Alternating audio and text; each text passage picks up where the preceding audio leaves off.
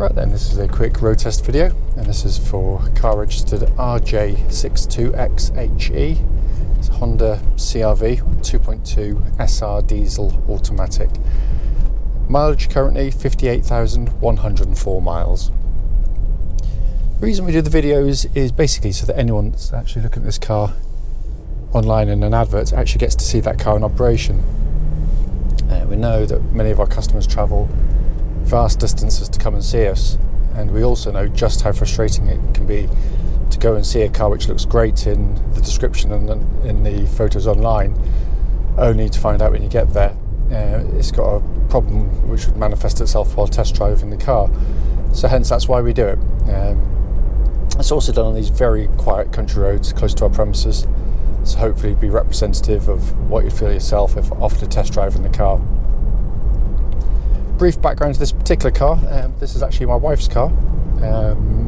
We always have a CR-V, and she's obviously using it on a daily basis, so I know the car drives well, but as I said, it's still important to do the video.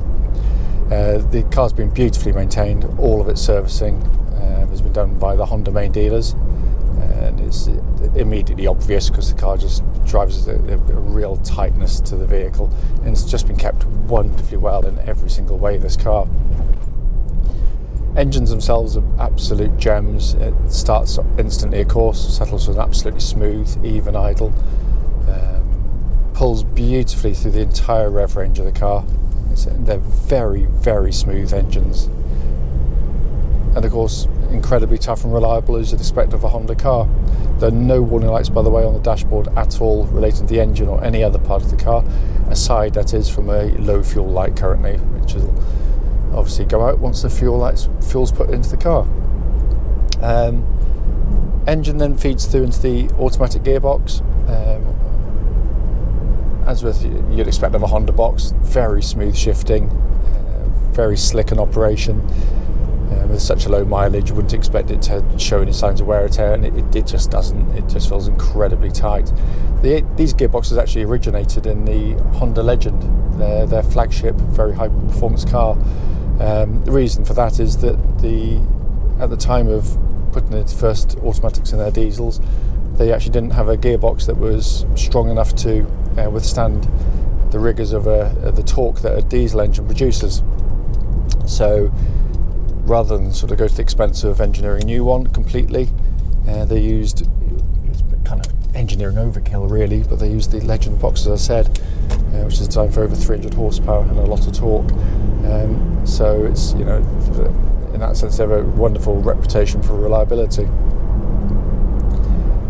The gear changes, as I said, should all be smooth, and they are. It's exactly as it should be.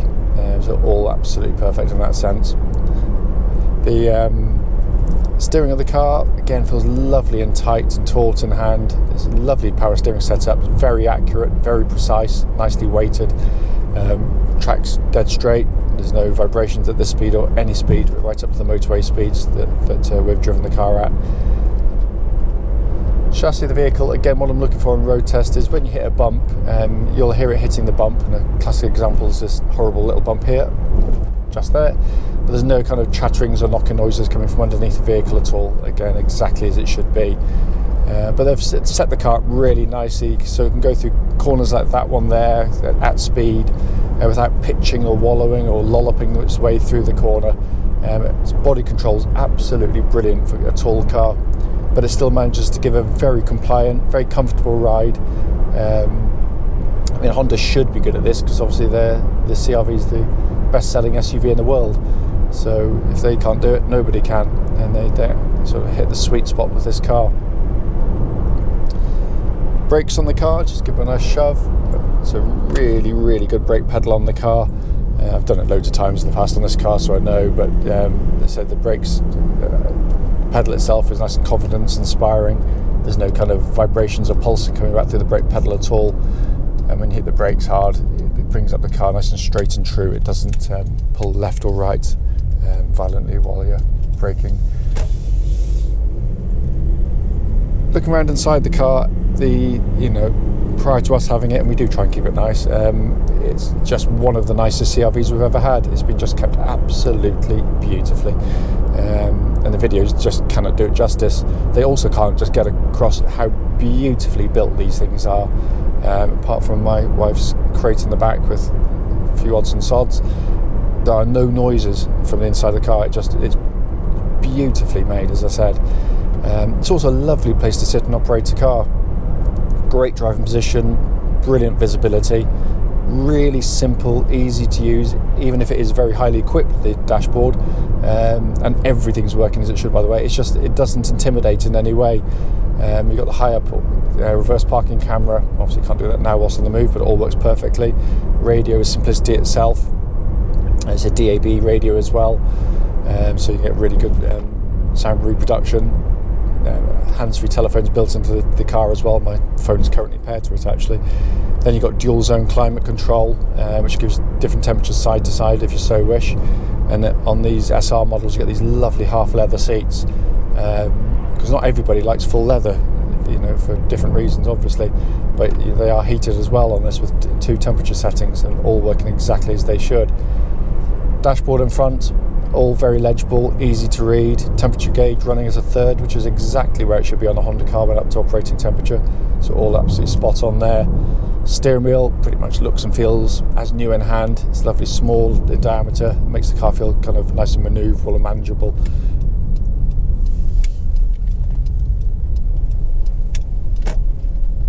This is one of the 4-wheel drive versions, because not all CR-Vs are 4-wheel drive, some of them are 2-wheel drive.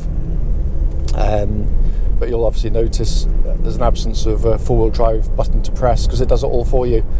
Honda, as I say in all the videos, worked out very quickly that in this sector of the market, the vast majority of people will be driving the car in perfectly good conditions. So why having obviously the 4-wheel drive wearing away?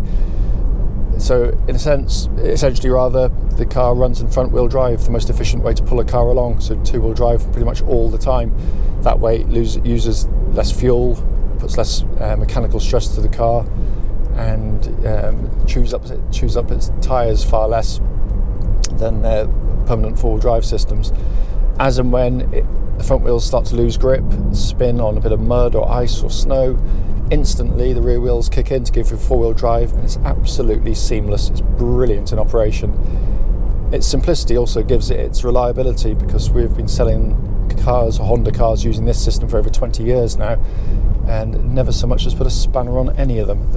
It's a very, very, very clever system.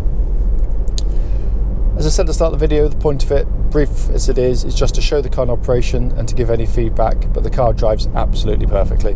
Obviously my family are in the car, so obviously I want to make sure that they're safe on the road and not likely to break down, and so that's why we have a Honda CR-V.